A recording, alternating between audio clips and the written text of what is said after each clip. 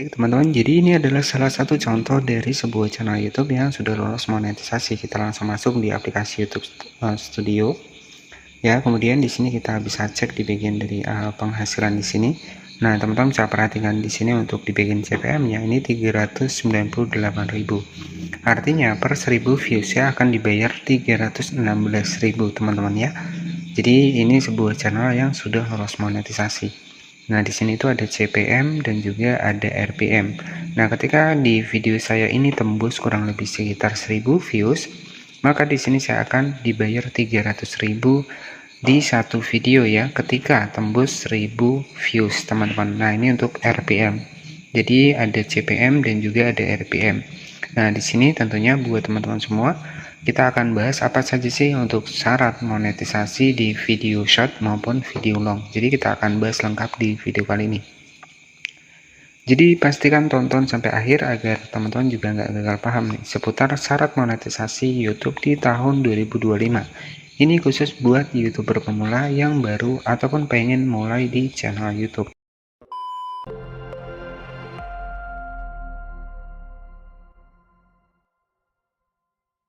Halo sahabatku semua, selamat datang di channel Maulana Rizal. Nah, di sini kita akan bahas nih apa saja sih untuk syarat monetisasi YouTube Short dan juga YouTube video panjang ya di tahun 2025. Jadi kita akan bahas lengkap di video kali ini. Jadi buat teman-teman para pendatang baru khususnya di channel ini, jangan lupa juga dukung channel ini untuk klik tombol subscribe-nya agar teman-teman gak ketinggalan nih updatean terbaru seputar channel YouTube. Nah, jadi di awal tadi adalah sebuah gambaran dari channel saya yang sudah lolos monetisasi. Nanti buat pembahasan yang lainnya teman-teman bisa cek video saya sebelumnya. Nah, di sini kita akan bedah nih apa sih syarat monetisasi YouTube video panjang dan juga video short secara lengkap. Oke, di sini saya langsung masuk di aplikasi dari YouTube Studio dan ini ada salah satu channel yang baru saya bangun, teman-teman ya. Alhamdulillah untuk channel ini sudah tembus sekitar 62.000 subscriber dan viewsnya ya rata-rata kurang lebih sekitar ribuan ya teman-teman. Jadi dengan target luar negeri. Nah, di sini saya akan bedah nih untuk apa sih syarat untuk fitur monetisasi di YouTube. Langsung teman-teman klik saja di bagian dari fitur monetisasi. Nah, di sini itu ada tulisannya menjadi partner YouTube ya. Jadi teman-teman, di sini untuk kita bisa bergabung ataupun menjadi program partner YouTube ya.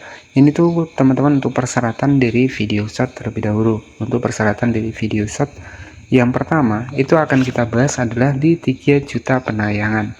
Jadi artinya ketika konten YouTube Short teman-teman tembus di 3 juta penayangan, maka teman-teman akan mendapatkan 3 fitur monetisasi yang ada di atas ini, seperti langganan, super, dan juga shopping.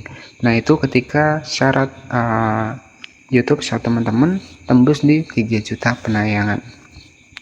Nah, kemudian untuk mendapatkan total keseluruhan dari monetisasi yang ada di YouTube untuk konten short sendiri, teman-teman di sini teman-teman bisa perhatikan harus tembus kurang lebih sekitar 10 juta penayangan. Jadi penayangan ya teman-teman. Perbedaan antara video panjang dan video short adalah kalau video short itu adalah di bagian dari penayangan publik. Nah, kalau untuk di bagian video panjang ini adalah jam tayang ataupun jam waktu tonton. Nah, itulah perbedaannya. Nah, jadi ketika teman-teman YouTube Short-nya tembus di 3 juta penayangan, maka teman-teman akan mendapatkan 3 fitur monetisasi yang ada di atas ini. Ada langganan, ada super, ada juga YouTube Shopping. Nah, selanjutnya ketika teman-teman sudah mendapatkan 10 juta penayangan untuk konten short, maka teman-teman akan mendapatkan tambahan dari fitur monetisasinya, yakni adalah iklan halaman tonton dan juga iklan feed short. Nah, jadi seperti itu untuk gambaran buat di YouTube Short teman-teman. Nah, kemudian untuk gambaran yang kedua adalah video panjang. Nah, untuk di video panjang teman-teman harus mendapatkan 3000 jam tayang. Nah, 3000 jam tayang teman-teman juga akan sama mendapatkan fitur monetisasi yang berada di bagian atas di sini. Ada langganan, ada super, dan juga ada shopping. Ini untuk video panjang, atau dengan nama lain istilah adalah video VOD. Jadi seperti itu.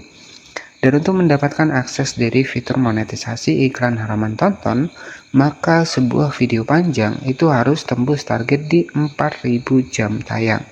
Nah, jadi perbedaannya antara di bagian dari video VOD dan juga video short ini ada dua hal. Yang pertama, kalau untuk video VOD ataupun video panjang itu kita memerlukan yang namanya adalah jam tayang. Jadi jam tayang ya, jam tayang.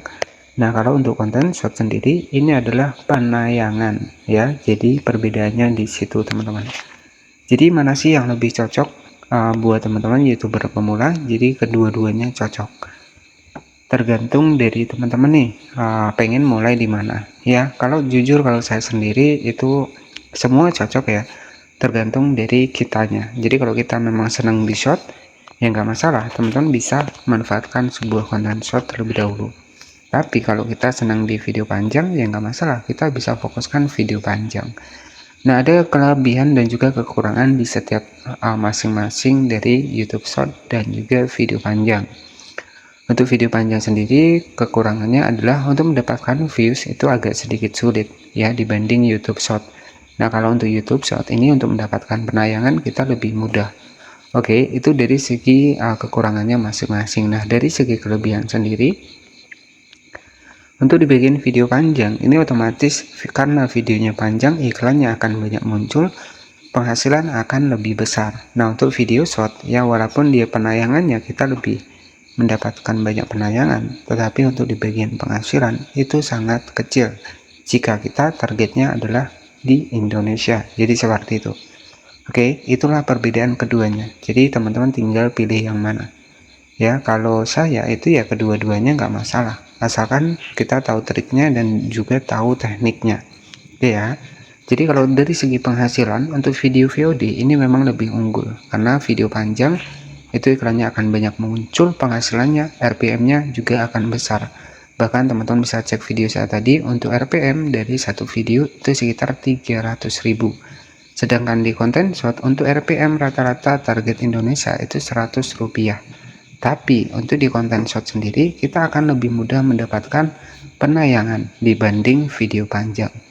Nah, itulah kelemahan dan juga kelebihan ya, dan juga kekurangan dari masing-masing video panjang ataupun video VOD dan juga video short. Nah, jadi semoga buat teman-teman yang baru menonton video ini semoga bisa paham seputar syarat monetisasi untuk video panjang dan juga video short ya. Jadi untuk video short total keseluruhan ketika kita pengen mendapatkan monetisasi konten itu di 10 juta penayangan. Nah, untuk video panjang sendiri ketika kita pengen iklan kita muncul di video kita itu harus 4000 jam waktu tayang. Nah, jadi itu ya perbedaan di antara keduanya.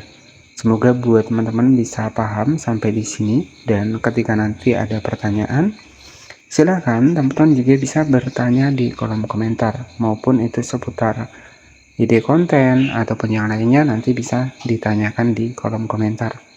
Nah, mungkin seperti itu saja yang bisa saya sampaikan kepada teman-teman. Semoga bisa paham. Dan kalau kita sudah mendapatkan 3 fitur monetisasi di atas, di sini itu untuk fitur monetisasinya itu ya di bagian atas ini itu adalah dari jualan, kemudian dari orang yang memberi super thanks. Nah, ketika kita sudah mendapatkan iklan halaman tonton dan iklan feed shop, nah penghasilan kita itu didasarkan iklan yang muncul di video kita. Jadi seperti itu.